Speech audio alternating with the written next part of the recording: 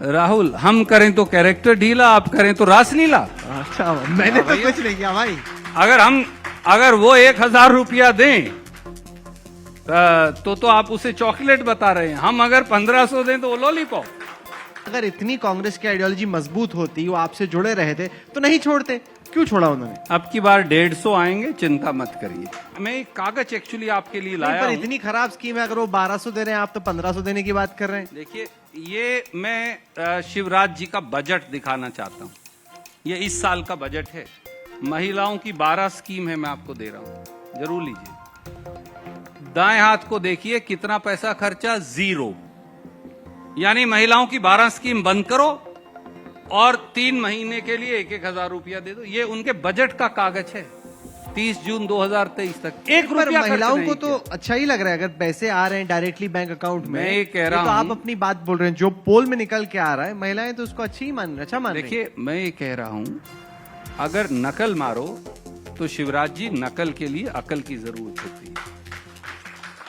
कांग्रेस की कर्नाटक की जीत में अहम किरदार निभाया रणदीप सिंह सुरजेवाला ने, क्योंकि वहां पे 2 नेता थे, आपस में लड़ते रहते थे। एक का नाम था शिव कुमार, दूसरे का सिद्धरमैया। उनको एक तरीके से जोड़ के रखा, तो पार्टी ने प्रभारी बनाया, जनरल सेक्रेटरी बनाया और भेजा गया। यहाँ पे जेपी अग्रवाल जी चल रहे थे, लेकिन पार्टी को लगा कि शायद कर्नाटक के लकी मैस्कॉट को यहाँ मध्य प्रदेश में उतारा जाए।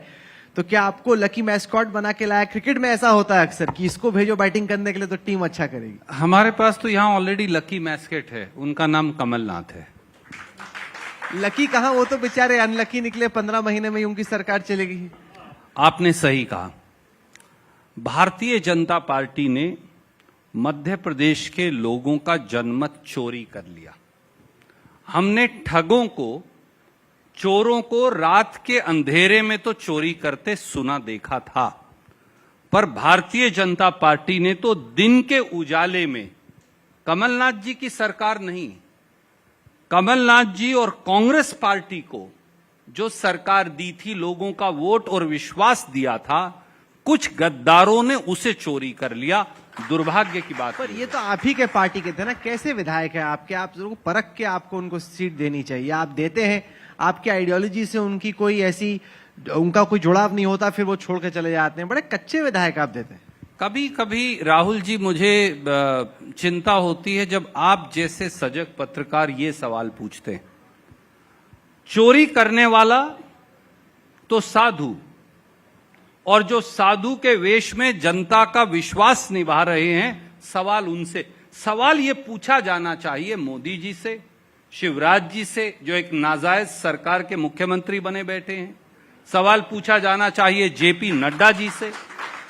कैसे हो सकता है ये? पर आप ही के लोग छोड़ के गए ना। अगर इतनी कांग्रेस की आइडियोलॉजी मजबूत होती, वो आपसे जुड़े रहे थे तो नहीं छोड़ते, क्यों छोड़ा उन्होंने? अब की बार 150 आएंगे, चिंता मत करिए।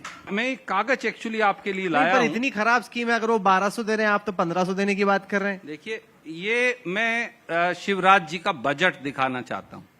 ये इस साल का बजट है। महिलाओं की 12 स्कीम है, मैं आपको दे रहा हूं, जरूर लीजिए। दाएं हाथ को देखिए, कितना पैसा खर्चा? 0। यानी महिलाओं की 12 स्कीम बंद करो और 3 महीने के लिए 1,000 रुपया दे दो। ये उनके बजट का कागज है, 30 जून 2023 तक। एक रुपया महिलाओं को तो अच्छा ही लग रहा है, अगर पैसे आ रहे हैं डायरेक्टली बैंक अकाउंट में। मैं ये कह रहा हूं, तो आप अपनी बात बोल रहे हैं, जो पोल में निकल के आ रहा है, महिलाएं तो उसको अच्छा मान रही हैं। देखिए, मैं ये कह रहा हूं, अगर नकल मारो तो शिवराज जी, नकल के लिए अकल की जरूरत होती है। वो कभी कर्नाटक से नकल मारते हैं, कभी कमलनाथ जी की स्कीम से नकल मारते हैं। मोदी जी तो कहते हैं ये रेवड़ियां हैं। हम ये कहते हैं कि अगर मोदी जी ने सिलेंडर की कीमत 1100 की, अब 5 राज्यों के चुनाव का धन्यवाद कि वो 925 रुपया हो गई। यहाँ तो 450 हो गई। 450 आपने 500 का वादा किया था। मेरे मित्र, अगर यहां हो गई तो गुजरात में क्यों नहीं है? यहां हो गई तो महाराष्ट्र में क्यों नहीं है? यहां हो गई तो उत्तर प्रदेश में क्यों नहीं है? तो ये क्या केवल एक चुनावी लॉलीपॉप है? कांग्रेस ने कहा था 2000 देंगे, आपने लॉलीपॉप दिए, कर्नाटक में वोटरों को अच्छे लगे, तो यहाँ बीजेपी भी दे रही है उनका लॉलीपॉप, आपका लॉलीपॉप चॉकलेट। हमारा लॉलीपॉप चॉकलेट नहीं, हमारा लॉलीपॉप महिलाओं की मदद है, जो महंगाई भारतीय जनता पार्टी ने उनको दी। आज आज क्या रेट है गैस सिलेंडर का, आज क्या रेट है डीजल पेट्रोल का, आज क्या रेट है खाने के तेल का। 60 रुपए का खाने का तेल 300 रुपया पहुंच गया। मुझे उम्मीद है आप कभी खरीद कर लाते होंगे जरूर। राहुल, हम करें तो कैरेक्टर ढीला, आप करें तो रासलीला। अच्छा, मैंने तो कुछ नहीं किया भाई। अगर वो 1000 रुपया दें तो आप उसे चॉकलेट बता रहे हैं, हम अगर 1500 दें तो वो लॉलीपॉप। यहां पोषण घोटाले में स्कूटरों पर सारा सामान चला गया। ये मैं नहीं कह रहा, ये सीएजी कह रहा है। 45 लाख स्कूली बच्चों की ड्रेस चोरी हो गई। जब कोरोना था, मुझे लगता है आपको आश्चर्य होगा, आपके स्थानीय पत्रकार बताएंगे, कोरोना काल के अंदर आयुष्मान में मुर्दों का इलाज कर डाला। पर सर, जब कमलनाथ जी की 15 महीने की सरकार थी, यहां तमाम लोग बैठे, तब थोड़ी कोई राम राज्य था। तब भी तो काफी सारे भ्रष्टाचार की बातें आई। 281 करोड़ रुपए ईडी का आरोप है कि कमलनाथ जी के इर्द गिर्द जो लोग थे उन्होंने ट्रांसफर, पोस्टिंग और तमाम अलग अलग घोटालों में यहां से उगाही की उन्होंने। राहुल भाई, मैं चुनौती देता हूं आज, भैया 9 साल से आपकी सरकार थी, है बीजेपी की, ईडी आपके पास है, सीबीआई आपके पास है, इनकम टैक्स आपके पास है। आप 9 साल से वही गाना गा रहे हैं भारतीय जनता पार्टी के लोग। तो हम अगर कुछ गड़बड़ हुई है तो गिरफ्तार कर लीजिए। असली बात यह है कि 225 महीने में 250 घोटाले यहां हुए हैं। 1.5 लाख करोड़ के करीब के घोटाले मध्य प्रदेश में हुए हैं और इस बार बचने वाले नहीं हैं। जांच होगी, न्याय होगा और दोषी जेल की सलाखों के पीछे भी होंगे। कमलनाथ जी के बाद एक जो आपके पास चेहरा था जो कि अपने दम पर आपको राज्य जिता सकता था, एक जो 20 साल में आपने नेतृत्व तैयार किया, वो छोड़ के चले गए। इसी तरीके से हेमंत बिस्वा शर्मा छोड़ के चले गए। इससे जो सेकंड जनरेशन है उसको आप एडजस्ट और अकोमोडेट नहीं कर पा रहे।